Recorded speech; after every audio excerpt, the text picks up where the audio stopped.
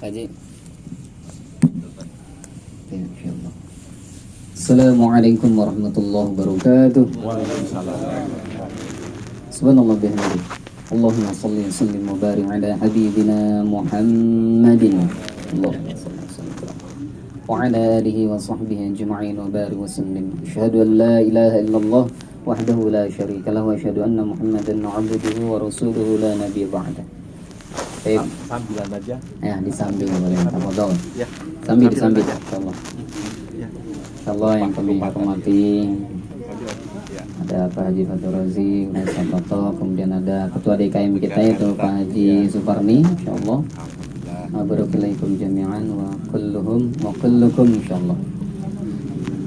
Pak masyarakat sama kasarmatnya terutama sahibul musibah daripada almarhum Bapak Agus Cahyono bin almarhum Bapak Ismadi. Nah, insyaallah.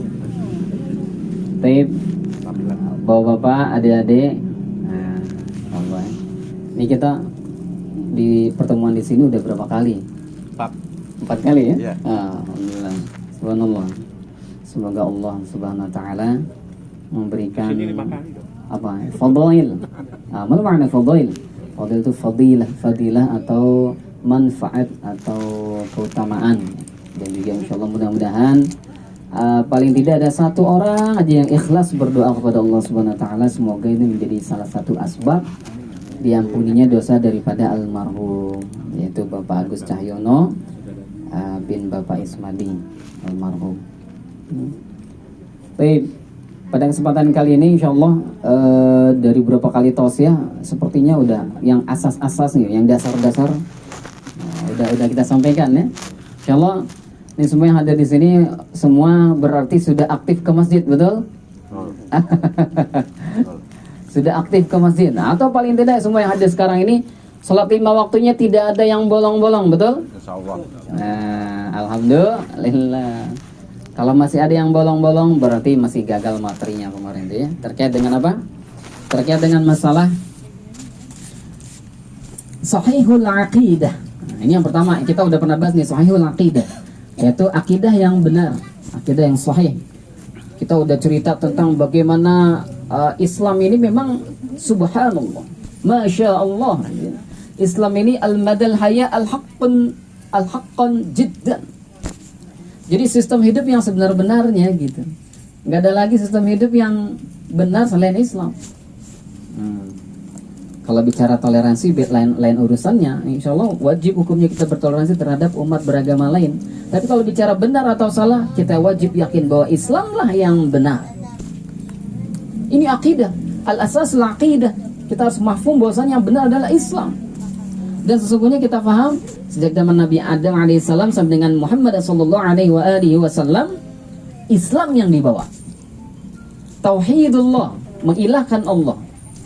Kemudian membuat syariat di macam-macam atau di ragam kaum yang memang berbeda syariatnya. Nah, ditutup syariat itu dengan Islam di masa baginda Nabi Muhammad SAW, syamil wa takamil. Nah, kita harus yakin itu, ya. Kita harus yakin itu dan nggak boleh lagi ada keraguan. La raiba fihi. Tidak ada lagi keraguan di dalamnya. Ya, jamaah rahimakumullah. Zalikal kitabu la raiba fihi, kata Allah di surah Al-Baqarah ayat awalnya. Jadi kan kita udah mantap nih akidahnya, sahihul aqidah. Kita udah cerita siksa kubur beneran, nikmat kubur beneran kemarin kan? Udah kita bahas. Udah. Kalau udah begitu apalagi yang meragukan antum wa antuna ada ya di belakang. Apalagi yang meragukan kita untuk meyakini bahwasanya Islam inilah yang akan membawa kepada surganya Allah Subhanahu wa taala. Ini akidah dasar. Kita harus yakin dan memang ini sebenarnya bahwasanya satu kunci surga itu cuma satu. Tiket ke surga itu cuma satu. Apa itu? Kalimat la ilaha illallah Muhammadar Rasulullah. Ma fi laisa dzalik. Tidak ada lagi selainnya itu. Ya. Ketika zaman Nabi Isa alaihissalam, maka satu tiket surga, la ilaha illallah Isa Rasulullah. Ketika zaman Nabi Musa, la ilaha illallah, Musa Rasulullah. Itu tiket surganya. Nah, di zaman Nabi Muhammad sallallahu alaihi wasallam, la ilaha illallah Muhammadar Rasulullah. Selain itu tidak ada tiket surga. Toleransi sedikit apa? Ada yang ngomong gitu? Ada. Nah, toleransi sedikit. Semua agama kan ngajarin kebenaran. Nah, ya oke lah, Islam ini agama yang paling benar. Tapi agama lain kan benar juga. Baik. Kalau bicara masalah akhlak, bicara masalah adab, bicara masalah kehidupan muamalah antar personal, interpersonal, boleh ada kebaikan di antara mereka. Namun yang harus kita pahami baik-baik adalah sesungguhnya orang boleh berlaku baik, tapi kalau bicara masalah surga dan neraka, tiketnya cuma satu. La ilaha illallah Muhammadur Rasulullah. Maka selain itu adalah neraka. Ini akidah kita. Ya, Bapak-bapak. Kecuali kita bicara masalah muamalah, toleransi wajib. Kita dosa. Berbuat jahat sama orang kafir, orang Kristen, Hindu, Buddha, Konghucu dan lain sebagainya, kita dosa berbuat jahat sama mereka. Gitu. Ya. Mereka berbuat baik sama kita, fadilah, keutamaan buat sesama manusia. Tapi di mata Allah tidak ada pahala kecuali mereka bersyahadat. Gitu. Baik, ini pertama. Yang kedua, sahihul ibadah. Kita beribadah dengan baik dan benar. Apa kata Rasulullah SAW? Ibadah yang paling utama buat kita umat Islam adalah sholat. As-sholatu imaduddin. Sholat itu yang agama. Ya. Kalau kita sholatnya belang bentang, sholatnya nggak beres, maka bangunan yang kita miliki untuk menuju surga Allah Subhanahu Wa Taala ini rapuh. Makanya jangan sampai bolong-bolong sholat 5 waktunya. Syukur kalau bisa ke masjid. Tetangga masjid ini, kontrakan ini tetangga masjid. Azan berkumandang, nyaringnya bukan main. Gitu. Ada Abdullah Umi Maktum, dia seorang buta di zaman Rasulullah SAW, menghadap pada Rasulullah SAW. Ya Rasulullah, aku buta, minta rukhsah, minta keringanan, sholatnya di rumah aja ya Rasulullah. Apalagi kalau hujan, aduh beceknya bukan main, luar biasa, susahnya ke masjid ya Rasulullah, agak jauh pula ya Rasulullah. Minta keringanan, sholat di rumah saja. Apa kata Rasulullah? Apakah engkau mendengar azan? Ketika Bilal mengumandangkan azan, apakah engkau mendengarnya? Dengar ya Rasulullah. Maka datanglah ke masjid. Ini orang buta, apalagi kita yang waras, yang sehat bugar. Baik. Kemudian kita ibadahnya ngikutin Rasulullah SAW dan para sahabat, para ulama yang baik, ahlus sunnah wal jamaah, ya, yang mengikuti Al-Quran dan Sunnah sebagai tuntunannya. Itu yang kita ikuti. Ulama yang baik-baik, bukan ulama yang su'. Gitu. Kalau bicara ormas, NU, Muhammadiyah, Persis, Irsyad dan lain sebagainya, tafadhol, terserah. Yang penting kalau kita bicara mazhab, jangan keluar dari 5 mazhab atau 4 mazhab ya yang tenar itu ya. Mazhab apa saja? Syafi'i, Maliki, Hambali, Hanafi. Kalau ada perbedaan furu, toleransi kita. Yang penting Ahlus Sunnah wal Jamaah. Ahlus Sunnah wal Jamaah itu kuncinya kalau bicara mazhab ada 4 mazhab ini. Di luar itu maka bukan Ahlus Sunnah wal Jamaah. Bisa jadi Syiah, bisa jadi Ahmadiyah dan lain sebagainya. Kita hindari itu. Ya, yang kunut dan tidak kunut toleransi. Dua-duanya betul. Dua-duanya punya dalil. Yang salah itu yang nggak sholat subuh. Ustaz, yang benar ngapa? Kok ini benar itu betul? Mana yang benar sih sebenarnya? Ustaz ngaco aja nih. Ya, enggak. Nah, kalau kita tahu mazhab fikih 4 mazhab, maka kita akan tahu bahwasanya perbedaan yang selama ini terjadi ternyata wajib ditoleransi dan semuanya benar. Kalaupun ada yang salah, mungkin ini bagian dari ijtihad pendiri madhab tersebut, ya, maka pahalanya tetap ada buat pendiri madhab tersebut, gitu ya. Maka haram hukumnya kita saling menjelek-jelekan sesama mukmin yang selama masih dalam koridor Ahlus Sunnah wal Jamaah, ya, gitu ya. Kemudian yang ketiga nih, kita mau Ramadan. Nah, insyaallah kita wajib bergembira. Kudu bergembira ketika Ramadan akan tiba. Ya, kita udah tahu akidah kita bagus. Nah, kita yakin terhadap nilai-nilai Allah dan Islam ini. Udah ibadah, udah ngerti caranya yang baik dan benar seperti apa. Nah, ketika mendengar akan masuk bulan suci Ramadan, bergembira. Nah, nanti bulan suci Ramadan kita rame-rame tuh memakmurkan rumah-rumah atau tempat-tempat beribadah, masjid maksudnya ya, atau musola. Nah, kalau di sini alhamdulillah masjid kita alhamdulillah. Meskipun ada COVID, kalau ada COVID gimana nanti? Ya kita lihat nantilah. Mudah-mudahan gitu ya, udah nggak dilarang gitu. Kalaupun masih pemerintah masih belum tegas, bikin pengumuman dilarang, taraweh dilarang, misalkan. Ya udah kita kucing-kucingan lagi aja gitu. Tapi kalau ternyata nggak ada larangan tegas, ya udah diatur monggo mawon ya, DKM ya. Nah, mungkin dari DKM nggak mengatur, karena kalau mengatur takutnya jadi delik gitu. Jadi delik, ya udah dilepas begitu aja. Wallahualam, nanti tergantung situasi dan kondisi. Mudah-mudahan tidak ada lagi larangan. Urusan politik ya jauh-jauh. Jangan sampai dicampur-campur baukan dengan masalah ibadah. Jangan sampai diketat-ketatin karena supaya yang lagi diadil ini supaya dapat hukuman berat gitu. Ya, saya Habib Rizik lagi di peradilan kan. Kalau udah longgar, wah jadi delik ringannya hukuman. Nauzubillah, jangan sampai seperti itu ya. Jangan sampai kita umat Islam ini urusan ibadahnya dicampur baurkan dengan masalah politik. Ya, akhirnya apa? Dilarang-larang, dijauh-jauh ya. Nauzubillah. Baik. Kemudian yang keempat, ada nilai di dalam masa umat Muhammad SAW yang ternyata di masa Nabi Isa, Nabi Musa, Nabi Daud itu tidak ada. Apa itu? Dakwah. Kata Rasulullah SAW, "Balighu anni walau ayah." Jadi ikhwan akhwat sekalian, bapak-bapak, ibu-ibu, bapak-bapak, adik-adik sekalian, umat Muhammad ini kudu dakwah ternyata. Jadi apa ya? Kita mau masuk surga, mau jalan ke masjid, ada orang nongkrong gitu, kita kagak ngajak, kagak nyindir, kagak bisa. Nanti di akhirat dia nagih, ya Allah, Pak Teguh jalan ke masjid, saya duduk di pinggir jalan lagi banting gaple, apa namanya, banting gaple, cepret. Dia kagak negur saya, kagak ngingetin saya, ya Allah. Padahal dia tahu, dia nggak dakwahin saya, dia nagih tuh. Apakah betul begitu, Pak Teguh? Tanya sama mereka. Jangan, minimal nyindir. Woi, masjid dulu. Sebelum lo disolatin di masjid, ke masjid lah sholat. Ayo. Sambil lalu aja, sambil lewat. Ngugurin kewajiban. Minimal. Bagus lagi kalau bisa duduk bareng. Begitu selesai sholat duduk bareng di situ. Asik bener main gaple ini. Tapi lebih asik lagi kalau dilakukan ya setelah sholat berjamaah di masjid. Kasih tahu deh tuh cerita fakta siksa kubur, fakta nikmat kubur, ya kan? Yang udah pernah kita bahas. Hakikat kebenaran Islam, kebenaran Allah dan Rasulnya. Singgung aja sedikit-sedikit, mudah-mudahan dapat hidayah. Dakwahin. Jadi gugurin kewajiban kita.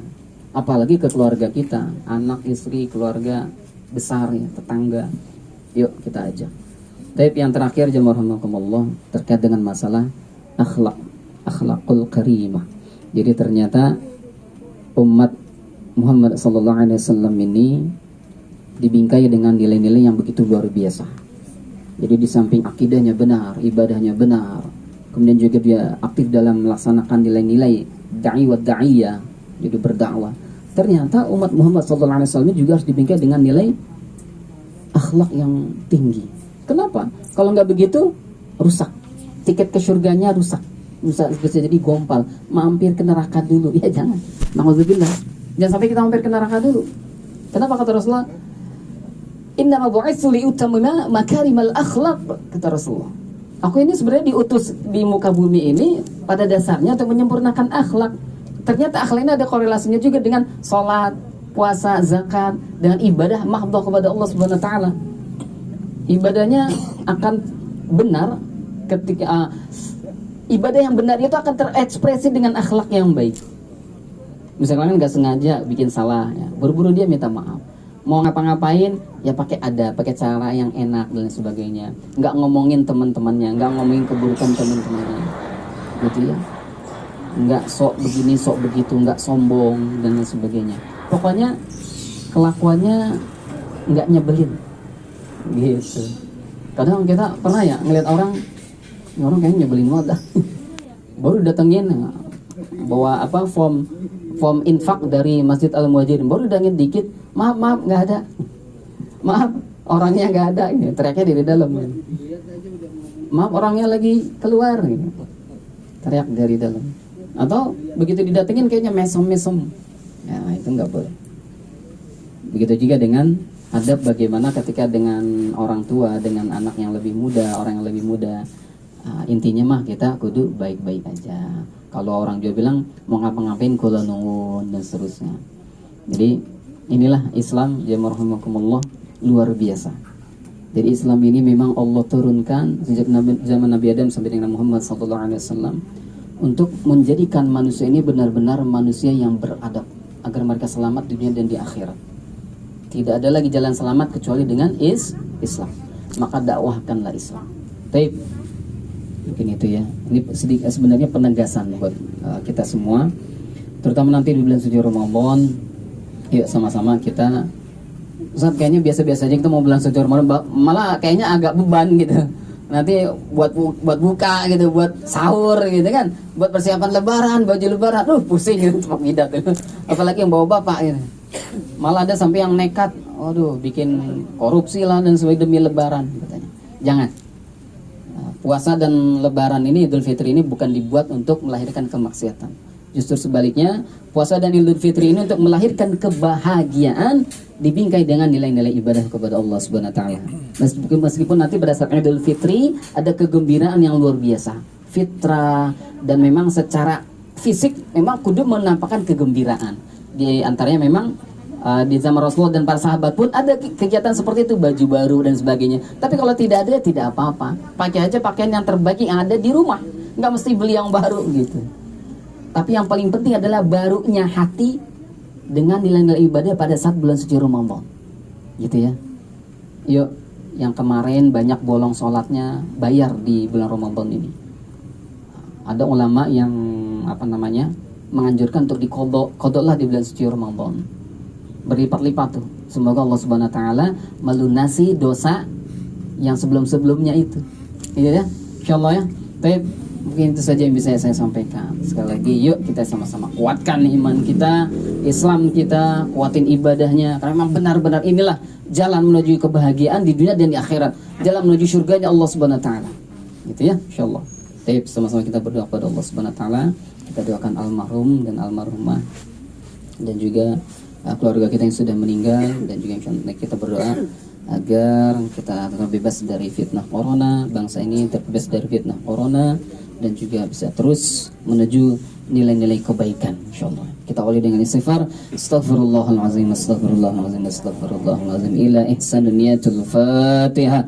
A'udzu billahi minasyaitonir rajim. Bismillahirrahmanirrahim. Alhamdulillahirabbil alamin, arrahmanir rahim, maliki yaumiddin. Iyyaka na'budu wa iyyaka nasta'in. Ihdinas siratal mustaqim. Siratal ladzina an'amta 'alaihim ghairil maghdubi 'alaihim waladdallin. Amin. Allahumma rabbana fattah آمين. اللهم اغفر لنا ولوالدينا وارحمهما كما ربيانا صغارا. اللهم اغفر لنا ذنوبنا ولإخواننا الذين سبقونا بالإيمان ولا تجعل في قلوبنا غلا للذين آمنوا ربنا إنك رؤوف رحيم. اللهم اغفر للمسلمين والمسلمات والمؤمنين والمؤمنات الأحياء منهم والأموات إنهم قريب مجيب الدعوات يا قاضي الحاجات برحمتك يا الله يا أرحم الراحمين. يا الله خصوصا إلى almarhum Bapak Agus Cahyono bin almarhum Bapak Ismadi, almarhum Bapak Sutisna bin Bapak Haji Supri, Bapak Acep Sudrajat bin Bapak Sutisna, Ibu Sukati bin Ibu Tanem, almarhumah Ibu Anah bin Ibu Ruminah, almarhum Bapak Qasim bin Bapak Warya. Kemudian sebutkan orang tua kita yang sudah meninggal, insyaallah masing-masing disebutkan dalam hati.